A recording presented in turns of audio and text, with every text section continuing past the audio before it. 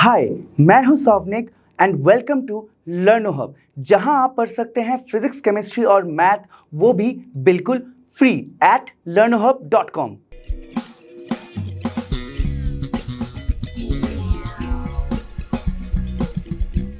तो इस वीडियो में हम डिस्कस करेंगे इलेक्ट्रिक पोटेंशियल एंड कैपेसिटेंस के concept add-ons, specifically electric potential energy and dielectric materials के प्रॉपर्टीज एंड उसके नेचर को।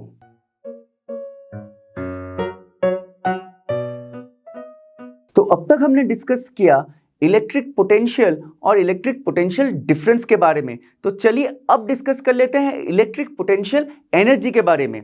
So for a system of point charges, अगर आपके पास काफी सारे पॉइंट चार्जेस हैं, तब इलेक्ट्रिक पोटेंशियल एनर्जी क्या होगा? वो होगा total amount of work done in bringing the different charges to their respective position from infinitely large mutual separation. इस स्टेटमेंट का मतलब क्या है? काफी थोड़ा सा लंबा स्टेटमेंट है, मतलब बहुत ही आसान है।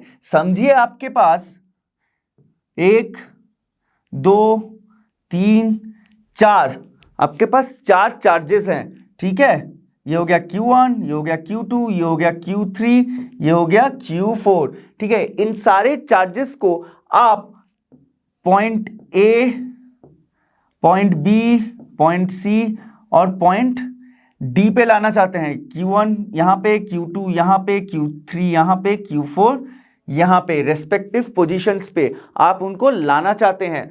तो ये काम करने के लिए हमारा जितना वर्क डन होगा वही है पोटेंशियल एनर्जी, ठीक है। अगर आपके पास एक चार्ज है, बाकी नहीं है, सिर्फ Q1 है, तो थोड़ा कम वर्क डन होगा।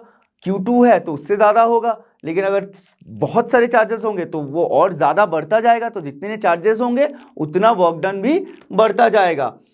Work done is represented by U, okay. और यहां पे देखिए, जो पोटेंशियल था that is equal to work done by charge, unit charge, which will be equal to potential energy by also unit charge। इसका मतलब हमारा जो वर्क डन है W, it is almost similar to our potential energy। और इनका जो SI unit है वो भी सेम है, वो जूल ही होता है, ठीक है। सो वर्क डन, मैंने इतनी बहुत बार, काफी बार बोला है कि energy is related to work done, because अगर आपके पास एनर्जी नहीं होगा तो आप काम नहीं कर सकते।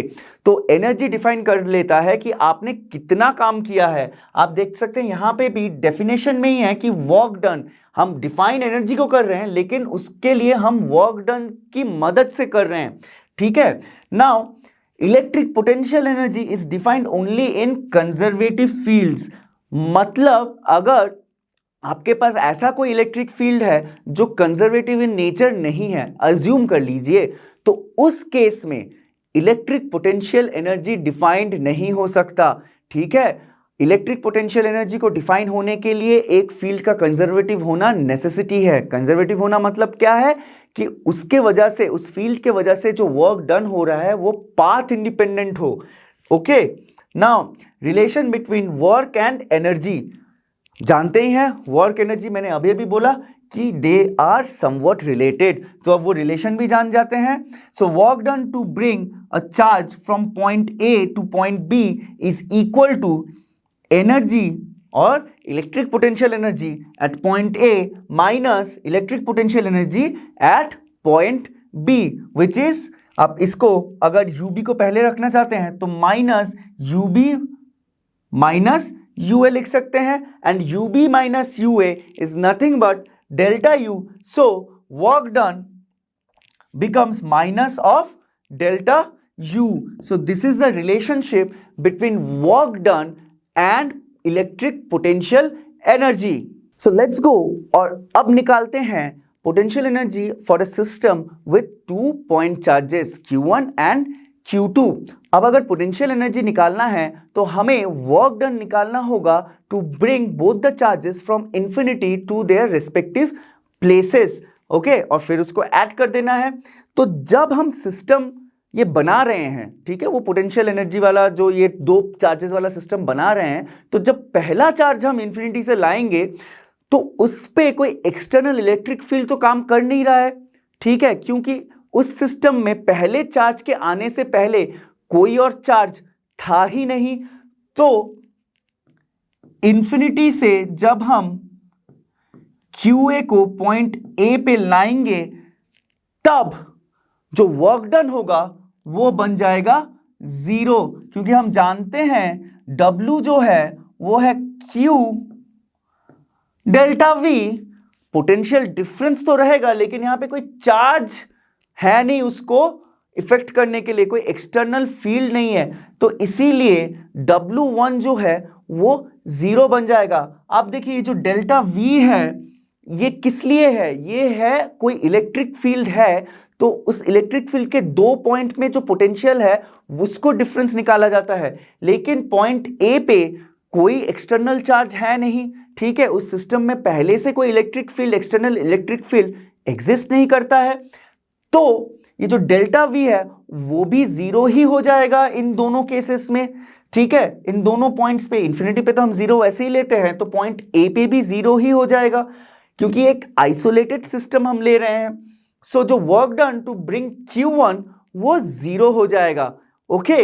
लेकिन जब हम Q2 को लाएंगे from infinity to point B, तब पॉइंट A पे Q पहले से बैठा हुआ है, इसीलिए यहां पे जो वर्क डन होगा वो VB माइनस VA और डेल्टा V बन जाएगा, which is the potential difference between point A and point B, ठीक है। सो Q2 VB माइनस VA। अब देखिए, सो W2 क्या बन जाता है, ये जो डेल्टा V है that is nothing but Q1 by 4 pi epsilon 0 R, मतलब टू प्लेस और to move a particle from VB to VA, which is Q1 by 4 pi epsilon 0 R. So our W becomes Q2 Q1 by 4 pi epsilon 0 R. तो इसको अच्छे से समझिए, Q1 के case में क्योंकि वहां पे कोई पहले से चार्ज नहीं था तो W हमारा 0 बन गया, लेकिन Q2 के केस में Q1 उस सिस्टम में पहले से एग्जिस्ट करता है, तो वो एक एक्सटर्नल इलेक्ट्रिक फील्ड भी जनरेट करता है। इसी वजह से जो W2 है वो बन जाता है Q2 Q1 by 4 pi epsilon 0 R।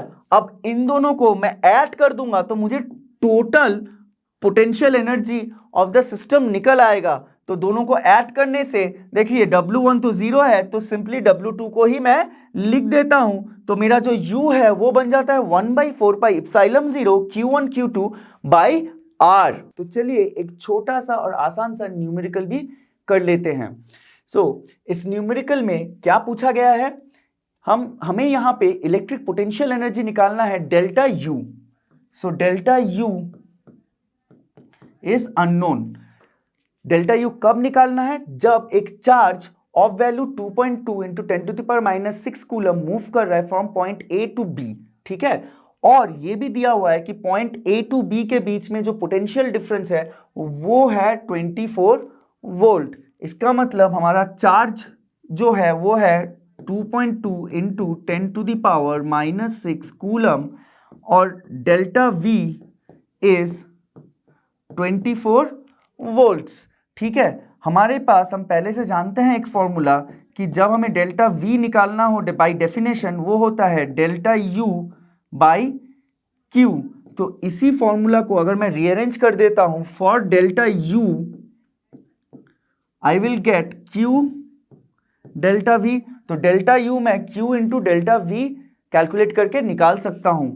Q हमारा कितना था, 2.2 इंटू 10⁻⁻6 कूलम और डेल्टा V था 24 वोल्ट।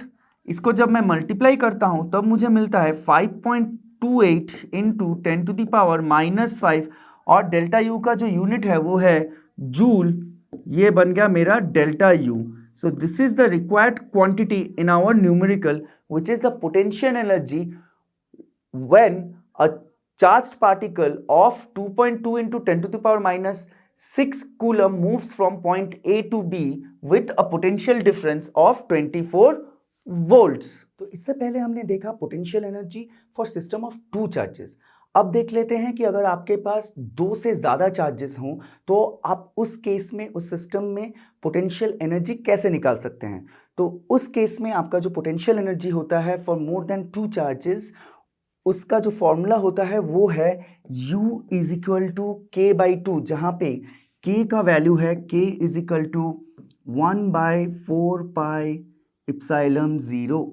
ठीक है, K/2 summation over I not equal to J up to N QI/QJ by RIJ।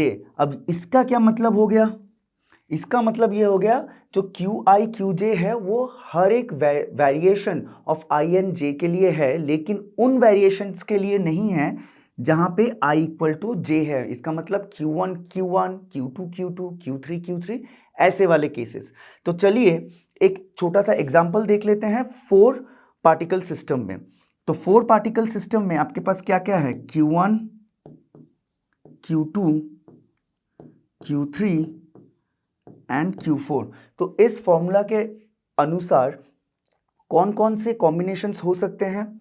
तो यहां लिख लेते हैं हम Q1, Q2, Q1, Q3, Q1, Q4।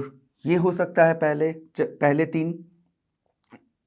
फिर Q2, Q1, Q2, Q3, Q2, Q4।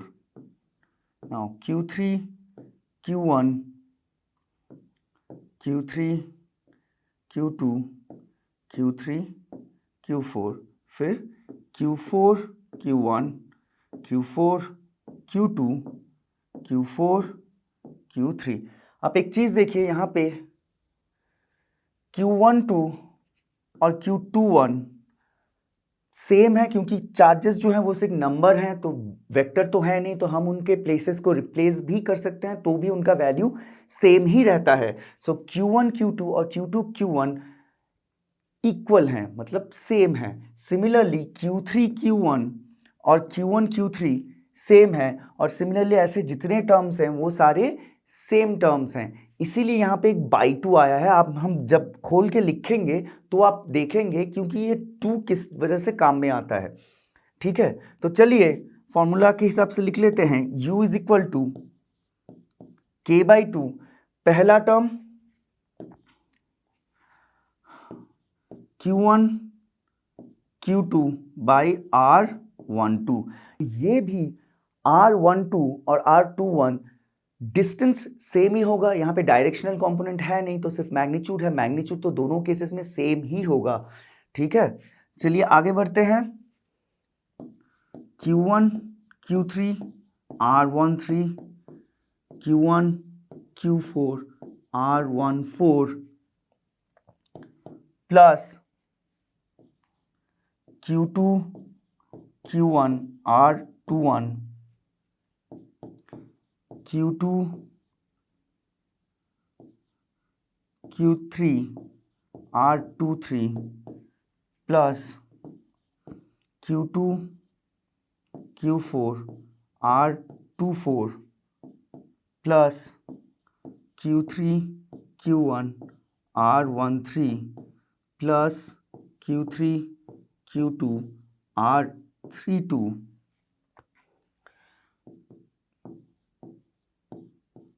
Q3 Q4 R34 plus Q4 Q1 R41, Q4 Q2 R42, Q4 Q3 R43। तो ये देखिए 4 चार्जेस अगर आपके पास गिवन है तो ये ऐसे आपका आ जाएगा। ठीक है, थोड़ा लंबा है लेकिन इसको हम सिंप्लीफाई भी कर सकते हैं। कैसे कर सकते हैं? देखिए Q1 Q2 Q2 Q1 same है, R1 R2 R2 1 सेम है, तो ये दोनों टर्म को मैं ऐड कर सकता हूं। तो इसको लिखने की जरूरत नहीं है, यहां पे मैं 2 लगा सकता हूं। सिमिलरली Q1 Q3 टर्म और यहाँ पे Q3 Q1 टर्म है, तो इसको लिखने की ज़रूरत नहीं है, यहाँ पे 2 मैंने लगा दिया, तो मैंने इन दोनों को एक्चुअली ऐड कर दिया।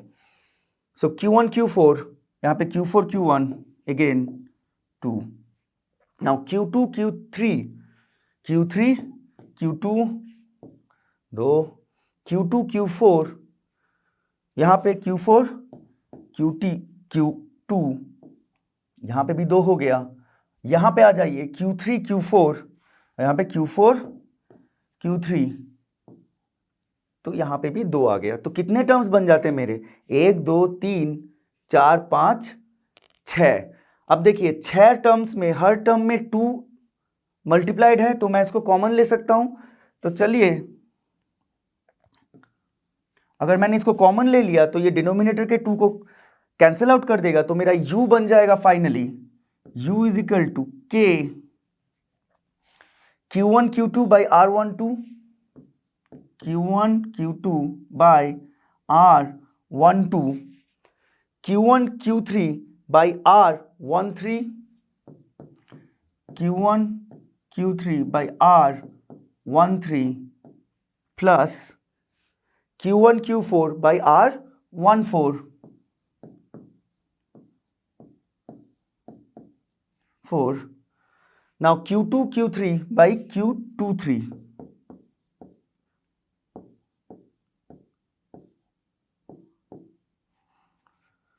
ये R होगा R23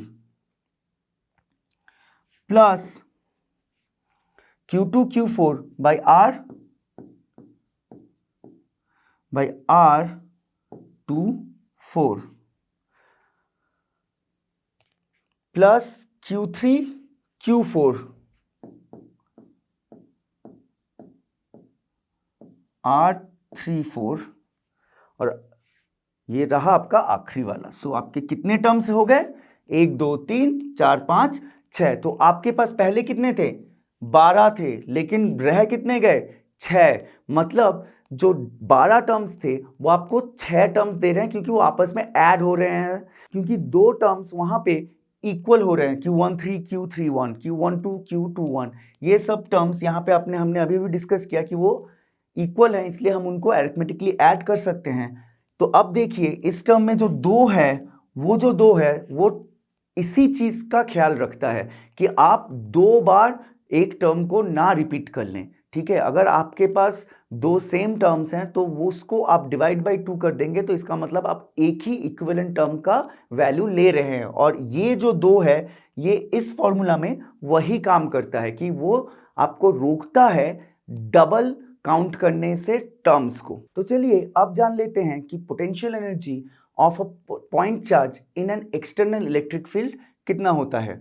ठीक है, तो potential energy of a single charge, अगर आपके पास सिर्फ एक ही चार्ज है एक इलेक्ट्रिक फील्ड में, जो कि इलेक्ट्रिक फील्ड उसकी वजह से नहीं है, किसी और चार्ज की वजह से है, तब वहां पे जो पोटेंशियल एनर्जी होगा वो दिया जाएगा आपको U is equal to Q dot VR। VR क्या हुआ? पोटेंशियल एक्सटर्नल फील्ड का जो पोटेंशियल होगा। So VR is the potential at point due to, कौन सा पॉइंट? जिस पॉइंट पे वो चार्ज रखा हुआ है, जिस पॉइंट पे आप कैलकुलेट कर रहे हैं उस पोटेंशियल एनर्जी को। So point due to external field. ठीक है, जिस एक्सटर्नल फील्ड में आपने चार्ज को रखा हुआ है, उस एक्सटर्नल फील्ड का जो पोटेंशियल होगा at the position of the charge, वो हो जाएगा VR। ठीक है, now potential energy of a system of 2 charges in an external field. अभी अभी हमने डिस्कस किया कि अगर एक चार्ज आपके पास हो तो आपका जो फॉर्मूला है वो है Q डॉट VR या फिर QVR।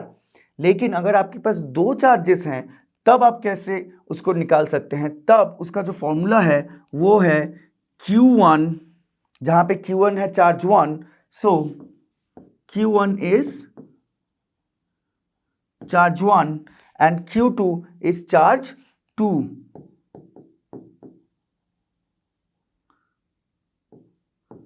Second charge. So Q1 VR 1 मतलब charge, first charge into potential at the position of the first charge due to external field plus Q2 the second charge and VR2, that means second charge into the potential at the position of the second charge due to external field plus Q1 Q2 by 4 pi epsilon 0 R 1 2। ये term क्यों? ये term इसलिए क्योंकि जब आप दो charges के system में कैलकुलेट कर रहे हैं तो एक तो एक्सटर्नल फील्ड है, लेकिन पहले वाले चार्ज के लिए भी सेकेंड वाले चार्ज पे कुछ पोटेंशियल क्रिएट होगा। यस और नो? अगर आप इस समझिए इस बात को, फर्स्ट एक्सटर्नल फील्ड ये यहाँ पे ई था, ठीक है, यहाँ पे और कोई चार्ज था नहीं, आपने यहाँ इस पॉइंट पी पे एक चार्ज को आपने वहां पे सिचुएट कर दिया, ठीक है, फिर एक दूसरे पॉइंट क्यू पे और एक चार्ज आप लेके आ गए, ठीक है। आप देखिए इस इलेक्ट्रिक फील्ड की वजह से इस पॉइंट पे सिर्फ एक ही पोटेंशियल होगा जो कि है वी आर, एक्सटर्नल फील्ड की वजह से, बट इस पॉइंट पे दो वी आर होंगे। क्यों? एक है इस इलेक्ट्रिक फील्ड की वजह से यहां पे पोटेंशियल जनरेट हो रहा है, दूसरा इस चार्ज की वजह से भी यहां पे पोटेंशियल जनरेट होगा, क्योंकि ये चार्ज भी अपने आप में एक इलेक्ट्रिक फील्ड क्रिएट करेगा। तो इसीलिए ये इसका जो इफेक्ट या इसका जो पोटेंशियल इस पॉइंट पे है उसको इंक्लूड करने के लिए फॉर्मूला में हमने ये थर्ड टर्म जोड़ा है। This is nothing but the potential due to the first charge in the position where the second charge is kept, ठीक है। ये है थर्ड पोटेंशियल एनर्जी। अब यहां पे पोटेंशियल है तो इस चार्ज की वजह से यहां पे पोटेंशियल एनर्जी भी जनरेट होगा फॉर दिस सेकेंड चार्ज, ठीक है। तो उसी को हमने इंक्लूड किया है फाइनल रिजल्ट में, ओके। अब R1 and R2 are the position vectors of two charges respectively. यहां पे पोजीशन वेक्टर्स हैं, लेकिन हम सिर्फ मैग्नीट्यूड में ही डील करते हैं, क्योंकि जो पोटेंशियल एनर्जी है वो भी एक स्केलर क्वांटिटी है, तो हमें अभी डायरेक्शन की जरूरत है नहीं। वैसे तो ये पोजीशन वेक्टर है, लेकिन यहां पे हम सिर्फ उस पोजीशन वेक्टर का मैग्नीट्यूड के साथ ही डील करते हैं। So let's go and try to find out potential energy of a dipole in an uniform electric field, ठीक है। तो first of all let's assume कि हमारा जो डाइपोल है वो डी थीटा, मतलब बहुत ही कम एंगल शिफ्ट हो रहा है, रोटेट हो रहा है, ठीक है। उतना मतलब डी थीटा रोटेट करने के लिए जो वर्क डन है that is D W which is given as tau D theta. Tau है हमारा torque, torque tau of a dipole in a uniform electric field is given as P E sine theta. So हमारा जो D W है वो बन जाता है P E sine theta D theta, ठीक है। अब हमें अगर W चाहिए तो डी डब्ल्यू से W लेने के लिए हमें पूरे एक जितना रोटेशन हो रहा है उस पर इंटीग्रेट करना पड़ेगा। सो लेट्स अज्यूम कि our rotation is from θ1 to θ2। So basically potential U1 या फिर पोटेंशियल एनर्जी U1 से पोटेंशियल एनर्जी U2, तो ये जो है ये this is nothing but the total work done. So हम अगर इसको इंटीग्रेट करेंगे we will get W θ1 to θ2 PE sine theta D theta. अब पी जो है वो डी थीटा पे डिपेंडेंट नहीं है, तो पीई इंटीग्रेशन के बाहर आ जाएगा और यहां पे रह जाएगा सिर्फ θ1 θ2 साइन थीटा डी थीटा। अब देखिए साइन थीटा का जो इंटीग्रेशन होता है वो होता है माइनस कॉस थीटा, तो जब माइनस हम बाहर ले आते हैं तो हम लिख सकते हैं minus of PE cos θ2 minus cos θ1। ये हमारा वर्क डन बन गया। सो हमारा जो W है वो है minus PE cos θ2 minus cos θ1। अब एज्यूम करते हैं कि मेरा जो पहला थीटा था वो था 0 डिग्री, मतलब θ1 मेरा 0 डिग्री था और θ2 is an arbitrary angle theta, मतलब इलेक्ट्रिक फील्ड के साथ जो डाइपोल का जो पहला एंगल था वो 0 डिग्री था और फिर वो 90 डिग्री या फिर एनी थीटा डिग्रीज वो टर्न हो रहा है, रोटेट हो रहा है, तब वर्क डन कितना होगा? In that case work done will be minus P cos theta -1। लेकिन यहां पे माइनस है, इसको मैं अगर ब्रैकेट के अंदर ले जाऊं so my W becomes PE 1 minus cos theta.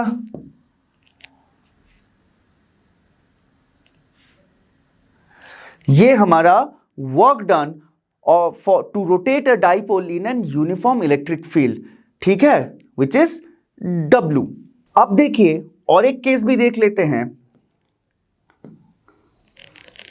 If our theta 1 is 90 degree and again theta 2 is some angle theta, तब हमारा पहला जो ओरिजिनल था वो क्या था, W is equal to minus P cos theta 2 minus cos theta 1, तो उसमें वैल्यू पुट कर देते हैं। So my W becomes minus PE.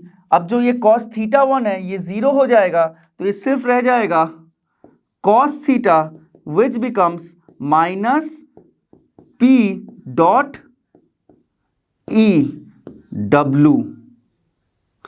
So in case जब आपका जो डाइपोल है वो इनिशियली 90 डिग्री पे हो विद द इलेक्ट्रिक फील्ड और फिर आर्बिट्री एंगल थीटा वो रोटेट करे, तब जो वर्क डन होता है that is nothing but P dot E।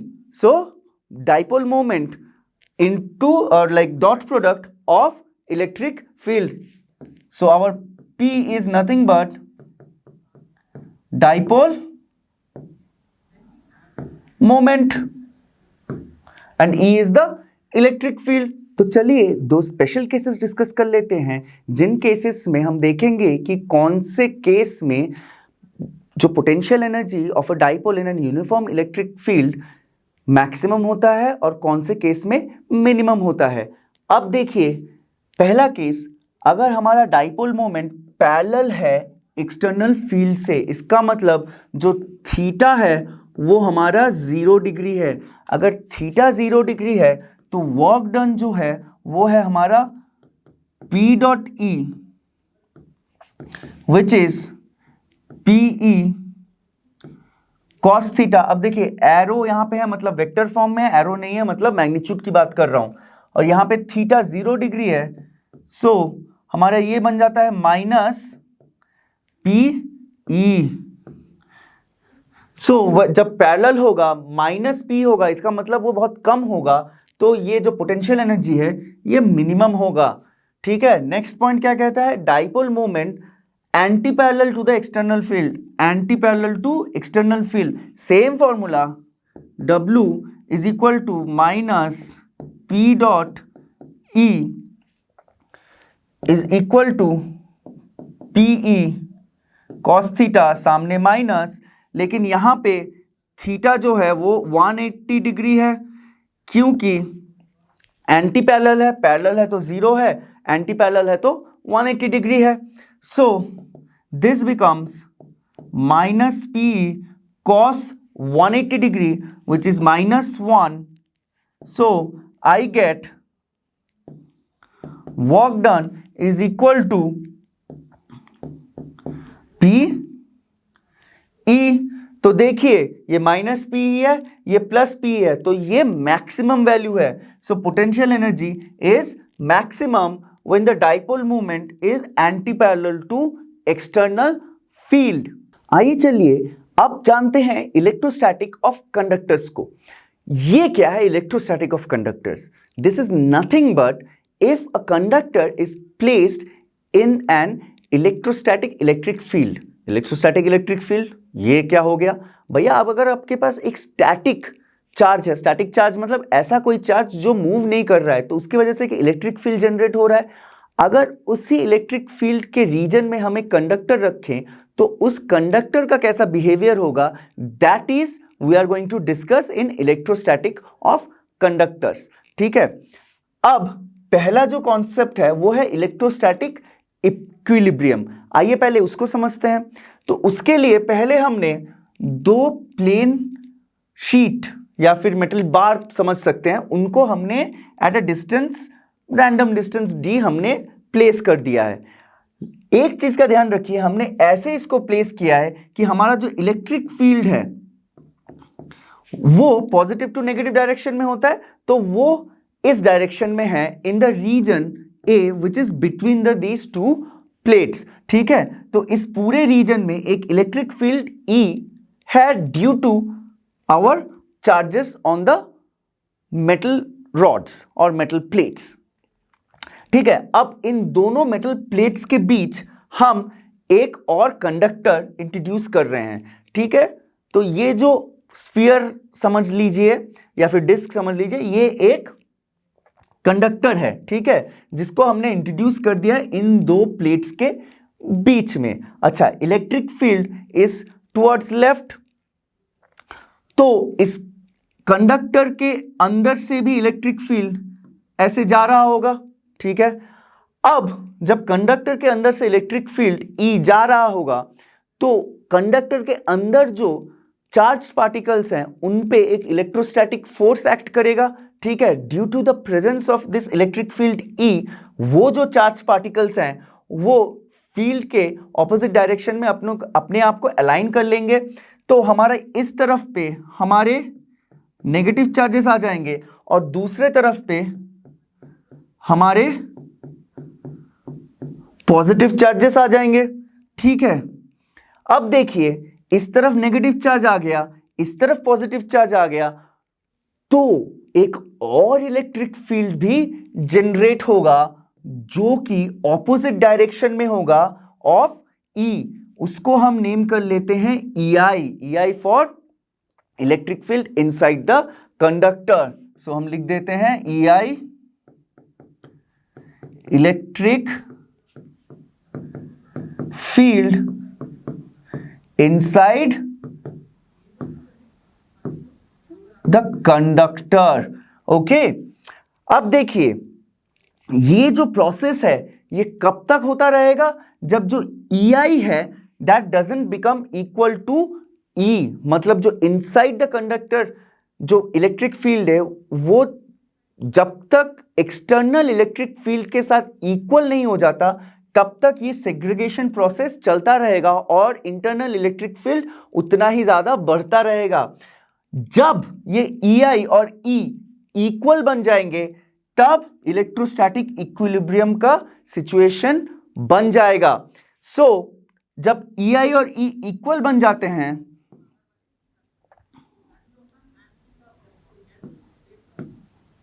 when EI is equal to E external,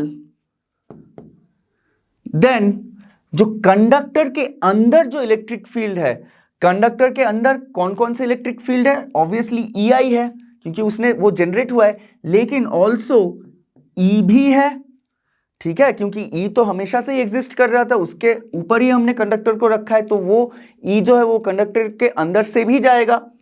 then EI plus E becomes 0 inside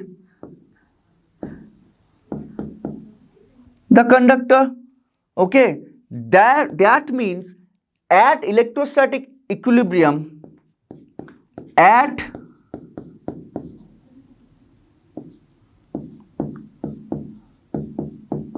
static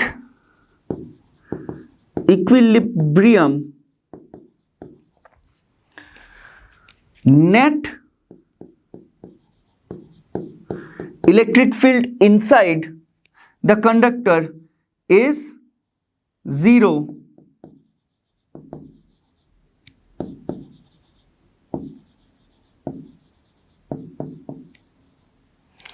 So this is the condition for electrostatic equilibrium की inside the conductor जो electric field है वो 0 होगा when the conductor is placed in an external electric field.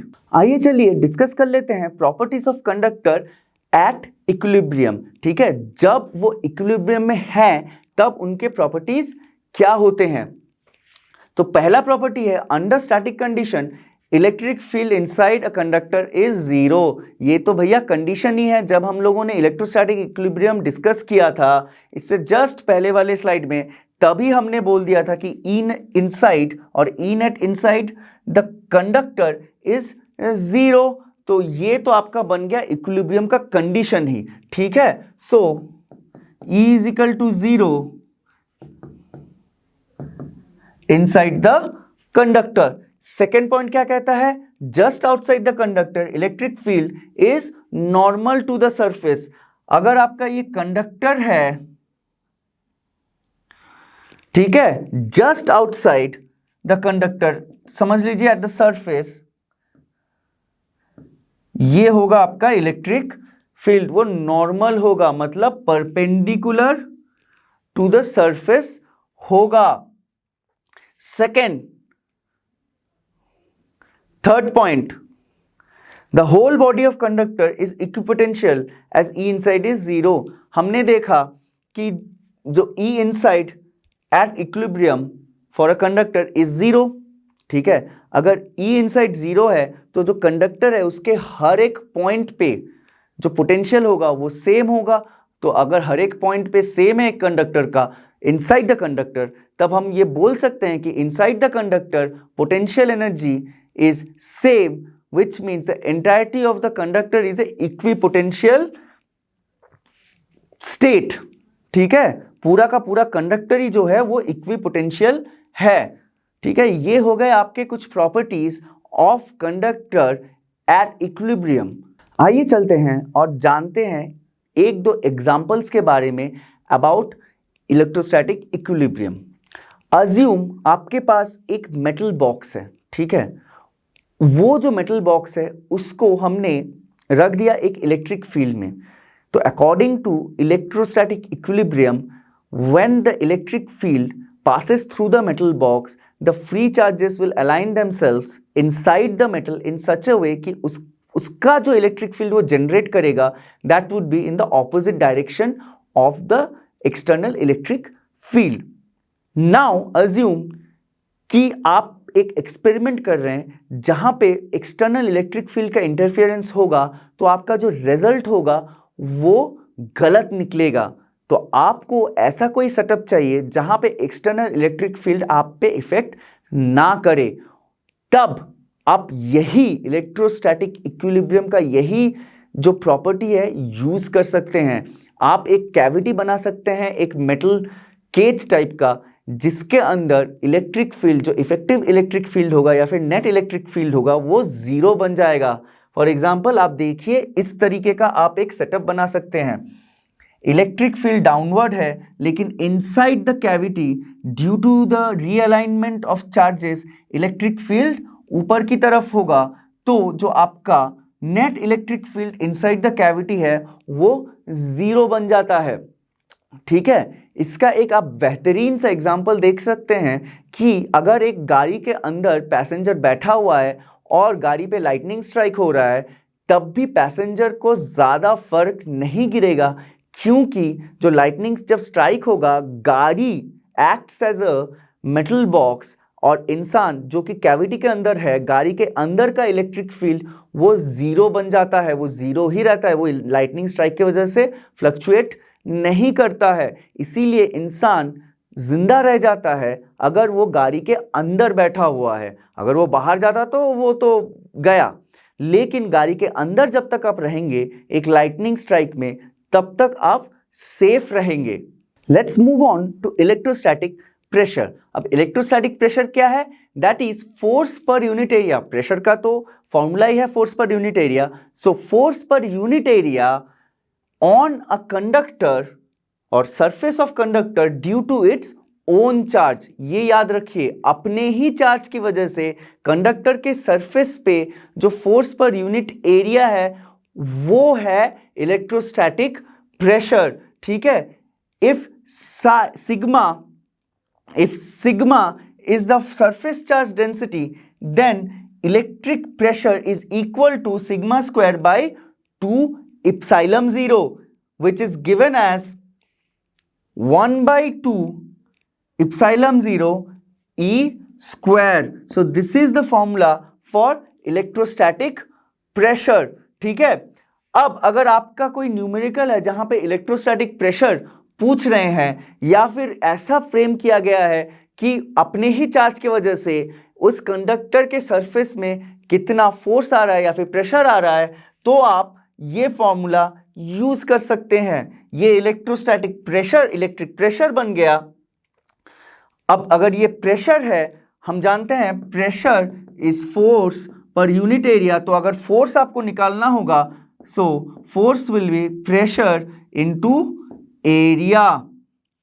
ठीक है, तो ये pressure हो गया, और एरिया अगर आपको दे रखते हैं सरफेस एरिया उस कंडक्टर का, तो आप फोर्स भी निकाल सकते हैं। तो ये आपको काफी मदद करता है काफी सारे न्यूमेरिकल्स को सॉल्व करने के लिए। ये फॉर्मूला आप याद जरूर रखना। आइए चलिए अब डिस्कस कर लेते हैं अर्थिंग ऑफ अ कंडक्टर को। अर्थिंग आखिर है क्या? जब हम किसी भी कंडक्टर को अर्थ के साथ कनेक्ट करते हैं उसे हम अर्थिंग कहते हैं। पर हम ये करते क्यों हैं? अब सोचिए, अर्थ जो है वो एक बहुत ही अच्छा कंडक्टर है। Earth is a very good conductor and for all intends and purposes हम उसके पोटेंशियल को जीरो लेते हैं। तो अगर हमें किसी कंडक्टर को पोटेंशियल जीरो बनाना है तो हम अर्थ के साथ कनेक्ट करके उसे जीरो बना सकते हैं। इसीलिए अर्थिंग एक्चुअली किया जाता है। ठीक है, आइए देखते हैं। अज्यूम कीजिए आपके पास एक स्फीयर है जिस पे प्लस क्यू चार्जेस रखे हुए हैं। ठीक है, मतलब पूरे सरफेस पे प्लस क्यू है, लाइक दिस। अब अंदर एक और स्फीयर या फिर शेल लिया जाता है जिस पे कोई चार्ज नहीं दिया जाता, लेकिन उस पे एक पोटेंशियल होगा because of the charges surrounding it. अब अज्यूम कीजिए इस सिस्टम में हमने ये प्लस क्यू है और इस स्फीयर को हम अर्थ से जोड़ देते हैं। अब ये बोलेंगे ये सिंबल क्या है? ये जो है अर्थिंग का रिप्रेजेंटेशन है। ठीक है, this symbol means that the body is connected to earth. तो जब हम इसे अर्थ के साथ जोड़ देते हैं तब ये पोटेंशियल जीरो बनने के लिए थोड़े नेगेटिव चार्जेस एक्वायर कर लेता है अपने पे। ठीक है, ये बॉडी बन जाता है सरफेस नेगेटिवली चार्ज। अर्थ से कुछ इलेक्ट्रॉन्स या फिर नेगेटिवली चार्ज पार्टिकल्स आके इस पे बैठ जाते हैं ताकि इसका जो पोटेंशियल है वो जीरो बन जाए, v is equal to zero बन जाए। अब एज्यूम कीजिए छोटे वाले का रेडियस r2 है, बड़े वाले का रेडियस r1 है। तो on the surface of the inner shell the net potential is zero. तो हम ये वाला फॉर्मूला यूज कर सकते हैं 1/4πε0 Q2/R2 प्लस Q1/R1। तो हम नेट पोटेंशियल निकाल रहे हैं on the surface of the smaller shell. अब देखिए ये जो नेट पोटेंशियल है ये सेकेंड वाले केस में ये आपका बन गया R2, ये आपका बन गया R1। सेकेंड वाले केस में जो net potential on the shell है वो जीरो है, तो ये जो टोटल टर्म है ये सेकेंड केस में जीरो बन जाता है। तो वहां से हम रीअरेंज करके लिख सकते हैं। देखिए 1/4πε मल्टीप्लाइड बाई जीरो, जीरो बन गया, तो आपके पास क्या रह जाता है Q2/R2 plus Q1/R2 R1 is equal to zero. So Q2/R2 plus Q1/R1 is equal to zero, which will give me, हमें निकालना क्या है? पहले वाले चार्ज पे Q था, इसको हम Q1 ले लेते हैं और दूसरे को Q2 ले लेते हैं। सो हमें Q2 निकालना है, सो Q2 बिकम्स, ये उधर चला जाता है Q1 R1 R2। So Q2 will be opposite of Q1। अगर Q1 नेगेटिव है तो Q2 पॉजिटिव बनेगा, और अगर Q1 पॉजिटिव है तो Q2 नेगेटिव बनेगा। ये जो Q2 है this is the value of charge acquired by the smaller shell to become potential zero, to be at potential zero. ठीक है, ये आपका निकल गया Q2। सो अगर आपके पास Q1 गिवन है, R2 और R1 गिवन है, आप Q2 निकाल सकते हैं ऑन द कंडीशन कि सरफेस ऑफ जो स्मॉलर शेल है वो पोटेंशियल 0 पे है। So what are dielectric materials? Dielectric materials वो मटेरियल होते हैं जब उन्हें हम इलेक्ट्रिक फील्ड के रीजन में रखते हैं, मतलब किसी एक्सटर्नल इलेक्ट्रिक फील्ड में एक्सपोज करते हैं, so they do produce electric field inside them but they do not conduct. So they are bad conductors but they do produce electric field when exposed to an external electric field.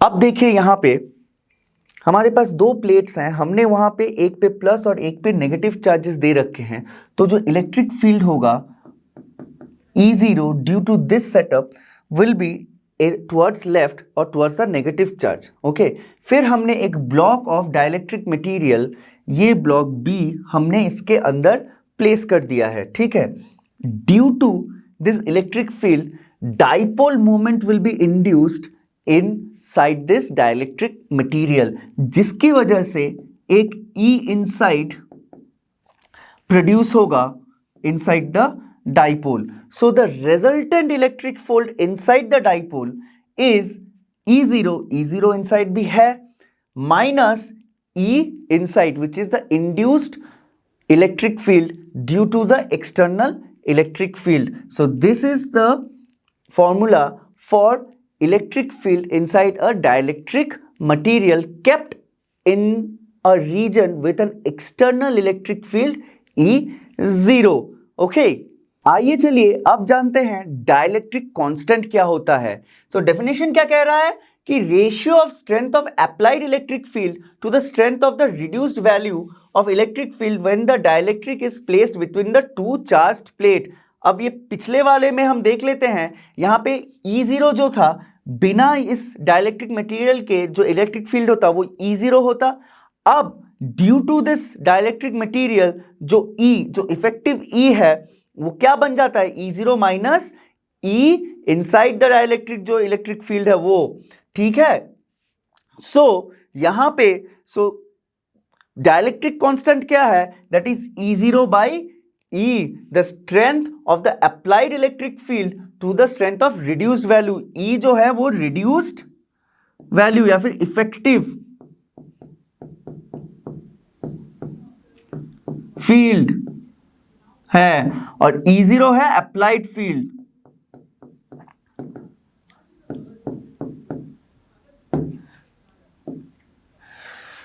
So dielectric constant is also known as relative permittivity और specific inductive capacity. ठीक है, ये दूसरे नाम है dielectric constant के. So dielectric constant mathematically can be written as E0 by E. ये तो हमने अभी अभी डिस्कस कर भी लिया. Dielectric constant is denoted as K और ER. ठीक है, इप्सिलम R. The value of dielectric constant K is always greater than 1. इसका मतलब E0 जो है वो हमेशा इफेक्टिव E से ज्यादा ही होगा. इसका मतलब होता है E0 is always greater than E effective. ये हमें याद रखने की जरूरत है. ये छोटे मोटे जो ट्रिक्स और टिप्स होते हैं वो हमेशा एग्जाम्स में और न्यूमेरिकल सॉल्व करते वक्त काफी मदद कर देते हैं. जो डाइलेक्ट्रिक मटेरियल होते हैं वो एक्चुअली दो तरीके के होते हैं. जो पहला होता है वो होता है पोलर डाइलेक्ट्रिक्स और दूसरा होता है non polar dielectrics. Polar dielectrics क्या होते हैं, they are the ones which have permanent dipole moment, मतलब उनके अंदर परमानेंट डाइपोल्स एग्जिस्ट करते हैं. ठीक है, इलेक्ट्रिक फील्ड्स हो या ना हो they still have dipole moment. ठीक है, लेकिन जो नॉन पोलर होते हैं उनके पास परमानेंट डाइपोल मोमेंट नहीं होता. तो dipoles inside those materials without electric field does not exist. ठीक है, एग्जांपल्स क्या है पोलर डाइलेक्ट्रिक्स के, HCl एंड H2O. HCl क्या है, हाइड्रोजन क्लोराइड, और H2O को हम क्या कहते हैं कॉमनली, उसको पानी कहते हैं, जिसको हम हर रोज पीते हैं. वो एक पोलर डाइलेक्ट्रिक है. ठीक है, polar dielectrics also have a net dipole moment equal to 0 in absence of electric field. अब ये थोड़ा कंफ्यूजिंग है. मैंने अभी अभी बोला फर्स्ट पॉइंट में कि they have permanent dipole movement, but अभी मैं बोल रहा हूं कि नेट डाइपोल मूवमेंट जीरो है in absence of electric field. यहां पे भी in absence of electric field, यहां पे भी in absence of electric field. ये कैसे पॉसिबल है? अब देखिए, समझिए आपके पास एक पोलर डाइलेक्ट्रिक है, इसमें प्लस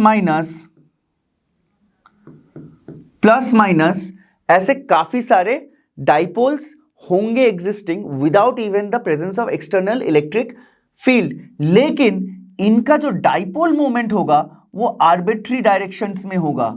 ठीक है,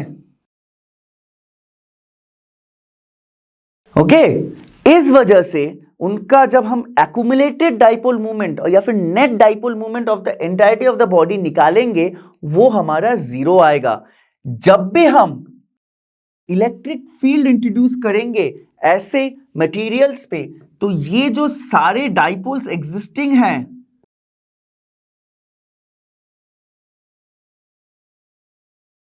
उन सबका मूवमेंट अलाइन हो जाएगा विथ द इलेक्ट्रिक फील्ड।